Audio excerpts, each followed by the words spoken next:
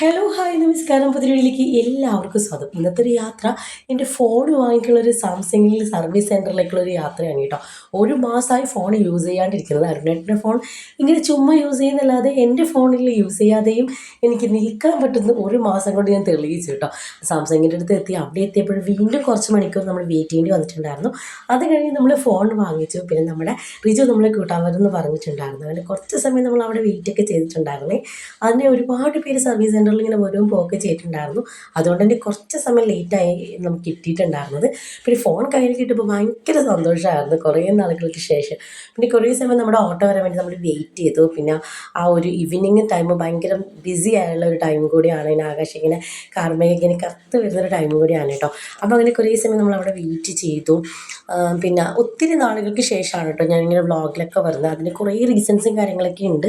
ഇനിയിപ്പോൾ ഫോൺ എന്തായാലും കയ്യിൽ കിട്ടിയതുകൊണ്ട് തന്നെ ഇനി അങ്ങോട്ട് വ്ളോഗൊക്കെ ഇടാൻ ഞാൻ ശ്രമിക്കാം കേട്ടോ. അപ്പോൾ എന്നെ സപ്പോർട്ട് ചെയ്യുന്ന എല്ലാവർക്കും സ്പെഷ്യൽ താങ്ക്സ്. ആ സപ്പോർട്ട് ഇനിയും പ്രതീക്ഷിക്കുന്നു. അങ്ങനെ നമ്മൾ നേരെ നമ്മുടെ വണ്ടിയൊക്കെ വന്ന് നമ്മൾ നേരെ പോയി. പിന്നെ പോകുന്ന വഴിക്ക് നമ്മൾ മീനൊക്കെ വാങ്ങിച്ചിട്ടാണ് പോയത്. കാരണം ഇത്ര ലേറ്റാവുമെന്ന് വിചാരിച്ചിട്ടുണ്ടായിരുന്നില്ല.